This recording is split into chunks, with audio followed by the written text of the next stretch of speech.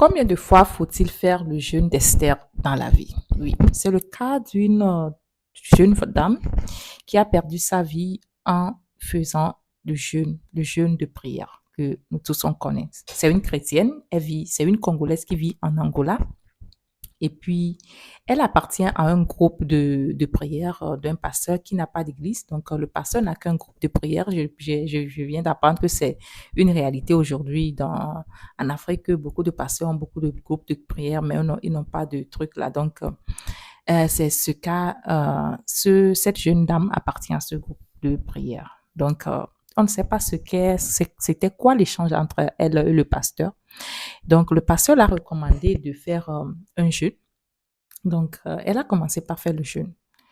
Et le pasteur a recommandé à ce qu'elle aille sur une montagne de prière. Vous savez quand les chrétiens, quand on dit une montagne de prière, vous savez ce dont on parle. Ceux qui ne savent pas, c'est quelque part un lieu vraiment isolé de bruit et de tout là, qui est dans quelque part un peu très loin de la ville et des bruits et tout, qui peut être dans un lieu de campagne ou un truc comme ça. Donc, la fille, elle est partie sur ce lieu-là, arrivée là-bas. Après quelques heures, elle s'est évanouie et tout, jusqu'à ce que ceux qui sont à côté aussi pour faire la prière, jusqu'à ce qu'on ne l'amène à l'hôpital le plus proche, elle a déjà perdu la vie. Donc, présentement, ils sont à la recherche, sa famille est à la recherche du pasteur qui a recommandé ce jeûne à la fille.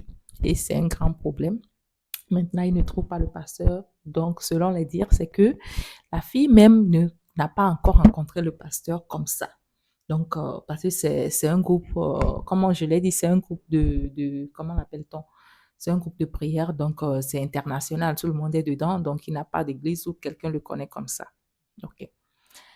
Mais la manière dont les gens accusent le pasteur, moi, à mon avis, je dis, c'est vrai, parce que comme je le dis, c'est vrai, ça peut être que euh, elle a perdu la vie en faisant le jeûne, mais n'oublions pas que elle ne peut pas, ce n'est pas juste le jeûne qui a fait qu'elle a perdu la vie comme ça. Oui, elle a déjà, comment on a dit, un pré-diagnostic qui l'a amené dans cet état-là. Et ce que nous, on oublie souvent dans ma communauté, nous les Africains, il y a beaucoup de personnes qui ne vont pas à l'hôpital. Tu peux demander à quelqu'un, c'était quand la dernière fois que tu as fait le diagnostic de ceci, tu te dis, oh, je suis partie à l'hôpital, ça fait 5 ans, je ne suis plus partie à l'hôpital, hein. Ça fait 10 ans, hein, ça fait 3 ans, et c'est vrai, c'est bien. Chez nous, quand les